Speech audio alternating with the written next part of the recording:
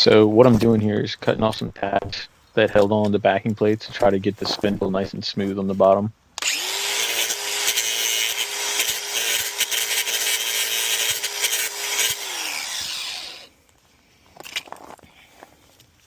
I had plans of using one of the ball joints, the old ball joints, to make a jig to like possibly make some more spindles in the future to just kind of make it easy to replicate over and over again. Then right here, I'm kind of showing the difference between some of the tabs I cut off just to try to make them look a little nicer, even though it doesn't do anything really. But I wanted to leave that ear to add some structure, and that ear is actually for like the ABS sensor, I believe. Here I am marking out the distance that I planned on transferring to both spindles. I chose 2 inches. It wasn't really like a number that I mathed out in any way. It was just kind of something that I chose because it was a nice, easy number to find on the tape measure every time to transfer over to each spindle.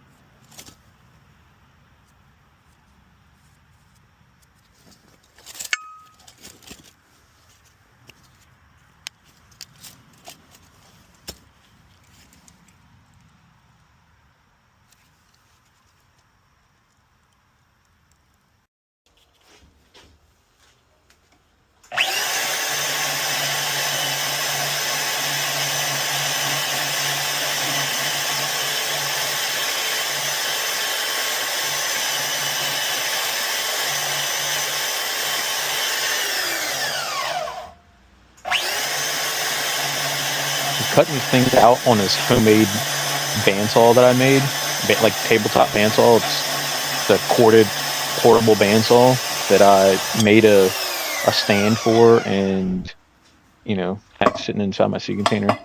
Then I bought this Amazon foot pedal that allows me to turn this thing off and on with a foot pedal. Made it much easier to like work with and use both hands to push stuff through it.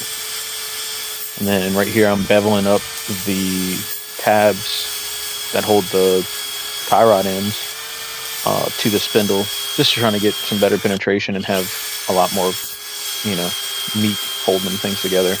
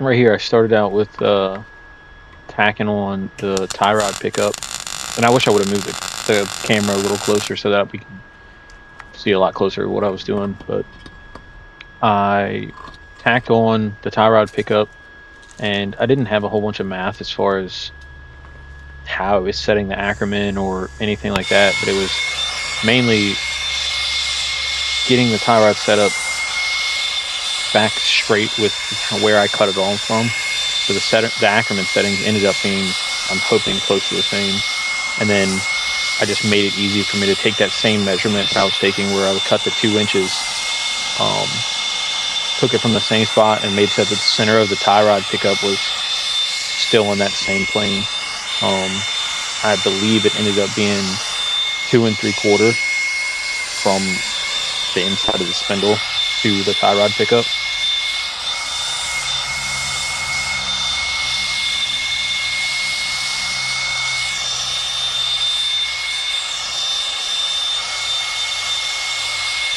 a lot of the stuff with the torch, I was just trying to get the spindle pretty evenly,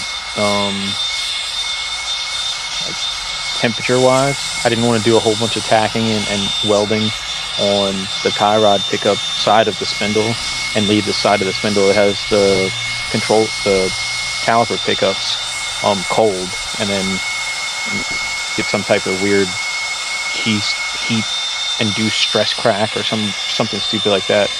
So I tried to heat the whole spindle to a pretty even temperature across, and then I started welding. And then after welding, I did a bunch of post heats to try to bring the spindle down, you know, at a regular pace, so that we didn't get any of that heat cracking or heat stress cracking or anything like that.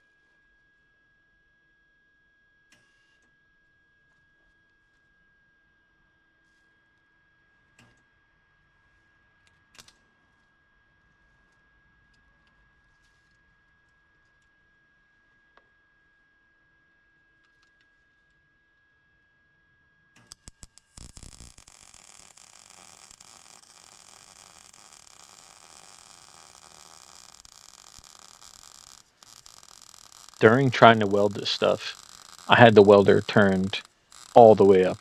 I mean, it's a small welder. It's only 110 um, little Lincoln. I think it's a 140 Lincoln or something. But I had this thing turned all the way up, just maxing out the amp range. And with it being maxed out like that, it only has like a 20% duty cycle.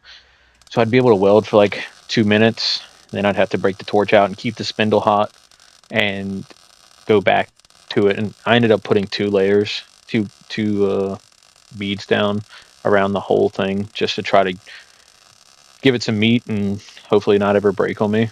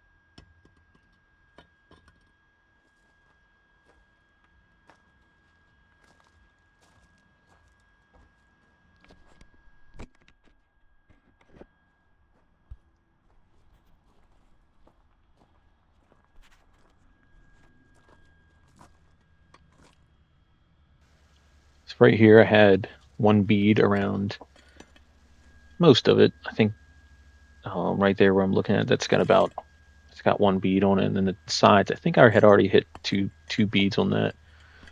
But I'm just kind of inspecting it up, and then I ended up hitting it with a wire wheel to get any stuff out of it. This thing's hot, trying to handle it. Even after going through the hub like that, is the hub was heating up pretty good. So um, I go back to preheating this thing, and I lay one more bead down after this on the area where the tie rod pickup is, and then on the back of the, like on the underside of the spindle. I lay another bead down. But did some preheating and post-heating, and hopefully this thing never cracks on me.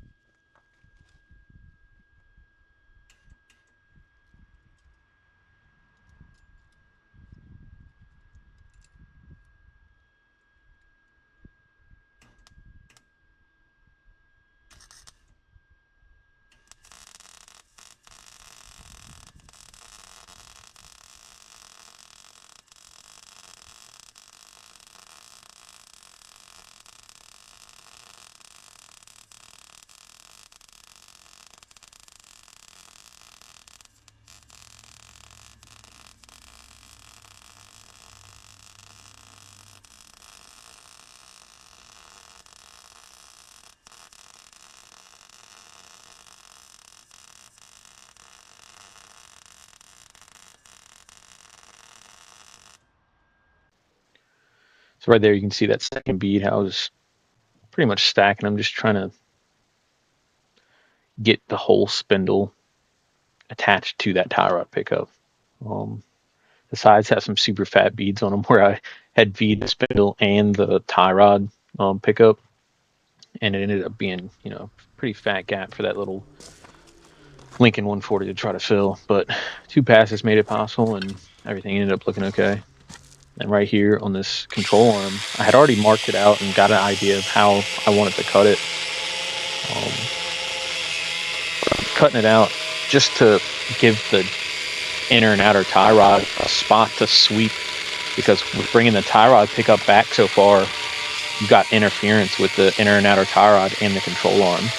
So this being a budget build, I wanted to keep that spring bucket in the control arm, and this is pretty much me max cutting it out to get that max amount of clearance. Nothing touches once I put it all together, and you'll see that at the end of the video, but everything's pretty close to touching.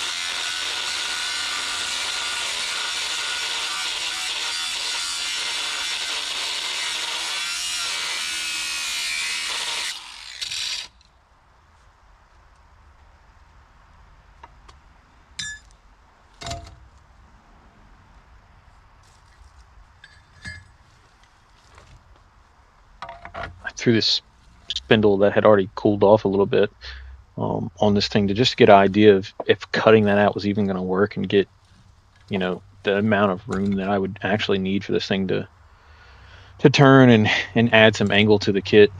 Um, it's again, I wish I would have moved the camera a little closer, but you can see how, especially with the car going to be lowered, the ball joint's going to be laid over pretty far, and that tie rod would have hit in there. So the cut spindles wouldn't even have added any room or any angle. I mean, because it would have bound up on the control arm. Here's a better view of the overview of where that tie rod would have ended up binding up um, if I hadn't cut all that out. And I had planned on, you can kind of see where I marked it out in red, that I had planned on cutting it out on the backside as well to give the tire some more room. But I ended up adding a 1-inch spacer, and it brought the tire away from the control arm. Right here, I'm using some cardboard, some CAD, cardboard assisted design, to make me some gussets for the control arm to put some strength back into it. And I ended up making 3 little tabs or gussets to kind of tie this thing all back in and box it in. I did a bunch of this shit when I was doing the Crown Vic. The shit never ends up lining up just perfectly how you want it to. You still gotta fucking take a grinder to it or massage the joint out a little.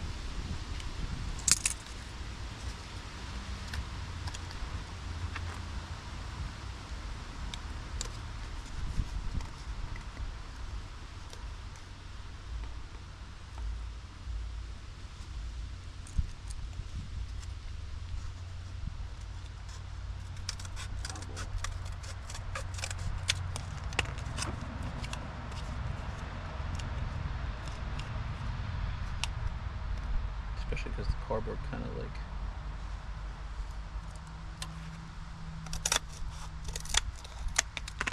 you can kind of push it around so it feels like you got a really tight fit. And then once you make the bitch out of metal, it's fucking rigid.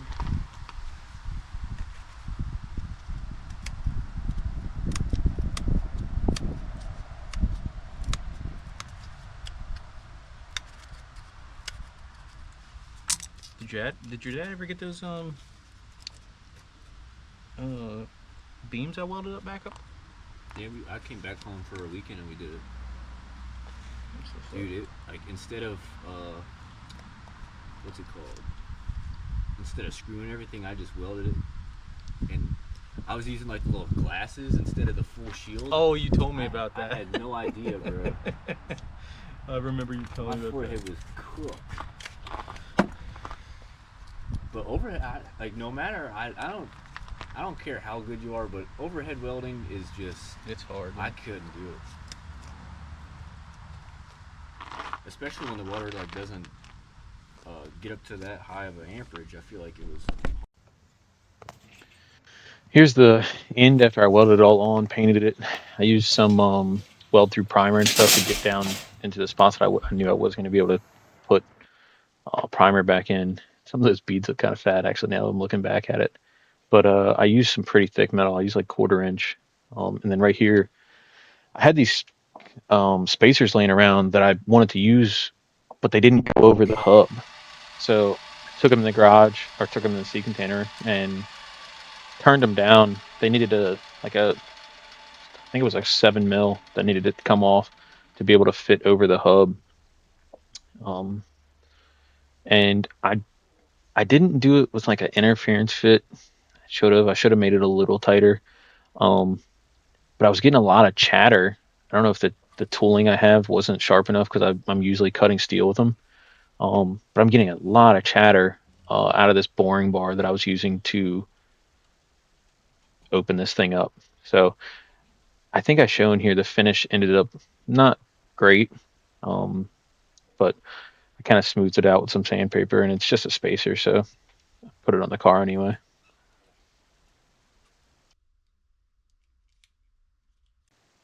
Right here is a comparison between how the one on the left went on, or the top one went on the lathe, and how the bottom one came off. I basically had to take that whole lip off, and I ended up going back and adding a bevel because it didn't sit all the way down on the hub. But right here you can see they're not a super loose fit, but they're not as tight as I could have made them if the tool maybe wasn't chattering. But it was a good fit. Ended up being pretty nice.